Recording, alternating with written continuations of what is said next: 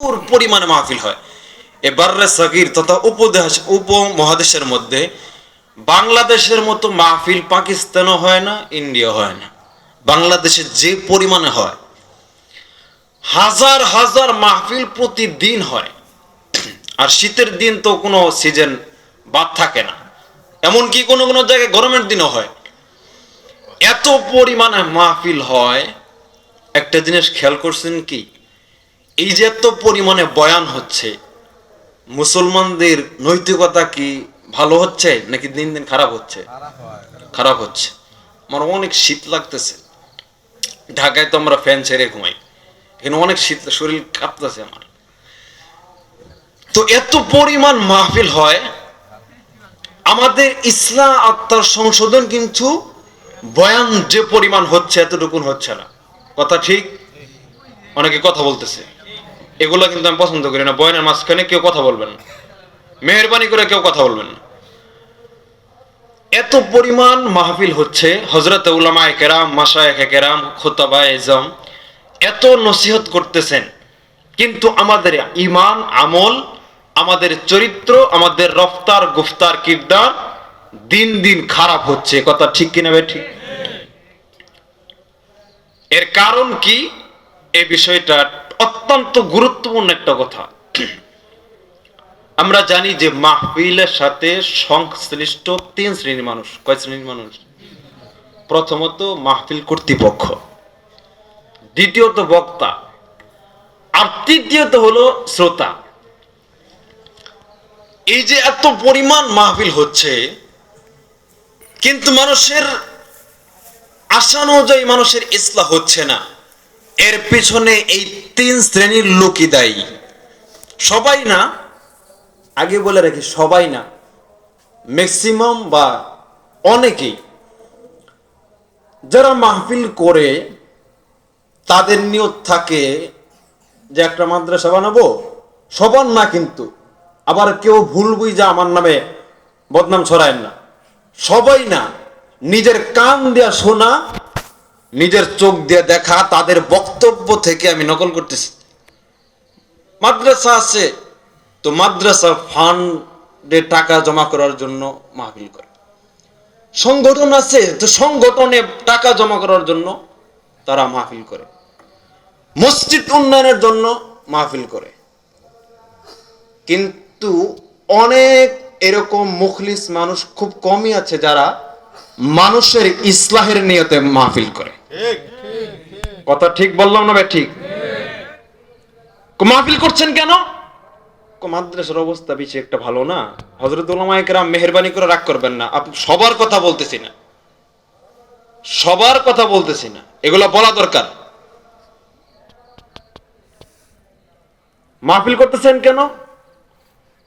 ফান্ডে টাকা পয়সা নাই, কালেকশনের একটা বক্তা দাওয়াত দিব, আজান গজল অনেক কিছু বইলা সুর সাট দিয়া 2-3 লাখ টাকা কালেকশন করে দিয়ে মোটামুটি কয়েকদিন চলবে, এটা হলো লক্ষ্য। অথচ এটা কি মাহফিলের উদ্দেশ্য হওয়ার কথা ছিল? মাহফিল করার প্রধান উদ্দেশ্য মানুষের ইসলাম। হযরত উলামায়ে কেরাম, বুজুর্গানে দ্বীনের নসিহত, তাদের ইরশাদাত শ্রবণ করে মানুষ এখান থেকে তাদের আত্মার খোরাক নেবে, তাদের দ্বীন এবং ধর্মকে সুসজ্জিত করার জন্য তারা এখান থেকে আমল শিখবে। এটা হলো নিয়ত। এক শ্রেণীর লোক, আমরা যারা বয়ান করি আমাদের কি নিয়ত? সবার না। আল্লামা নুরুল ইসলাম অলিপুরি সাহেবের কথা বলতেছি না, আল্লামা ইয়াহিয়া মাহমুদ সাহেবের কথা বলতেছি না, আমার উস্তাদ মুফতি দেলোয়ার সাহেবের কথা বলতেছি না। মানে আমাদের মতো যারা নগণ্য আছে, যাদের অন্তরে খুব ময়লা, তাদের কথা বলতেছি। আমাদের কি নিয়ত? আজকে এমন একটা বয়ান দেব যাতে আশপাশ থেকে আরো 10-12টা দাওয়াত এমনি চলে আসে। এটা ওইরকম আমাদের মতো যাদের অন্তরে রোগ আছে তাদের এরকম নিয়ত, এই নিয়তে বয়ান করে। অথচ এই নিয়তে কি বয়ান করা উচিত নাকি মানুষের হেদায়েতের জন্য? আমাদের মনে কখনো কখনো এরকম আসে যে আজকে এমন সুর দিব যাতে মানুষ একবারে পাগল হয়ে যায়। বলুন তো দেখি, আমার মতো বক্তা যত ঘন্টায় ওয়াজ করুক মানুষের হেদায়েত হবে এরকম নিয়ত থাকলে? হবেন। 3 নাম্বার, যারা ওয়াজ শুনে তারা দেখে যে বক্তার কণ্ঠ কেমন, বক্তার কণ্ঠ ভালো হইলে ওয়াজ শুনে, নইলে উঠে চলে যায়। যদি দেখে আজান গজল এরপর হামদাদ বলতে পারে, তাদের ওয়াজ শুনে।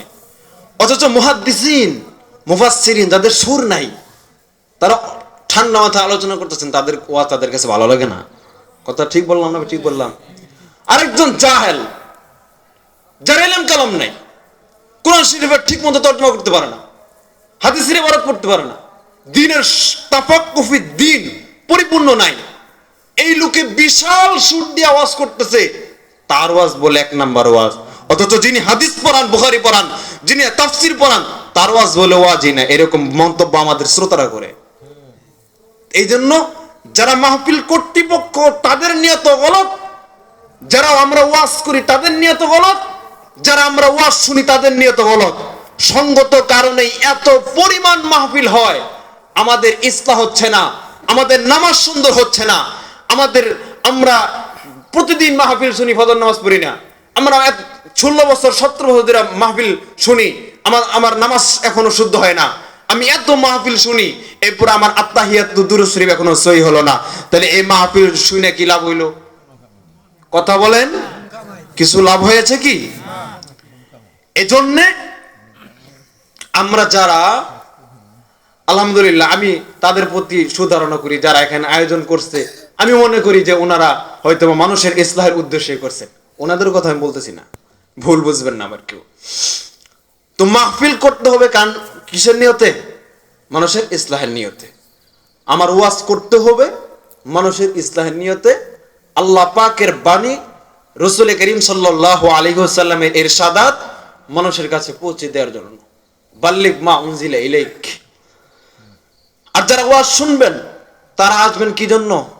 সামি'না ওয়া আতা'না। হযরত উলামায়ে কেরাম, বুজুর্গানে দ্বীনের কাছ থেকে যা শুনবো তা আমরা মানবো, এই নিয়তে আসবো।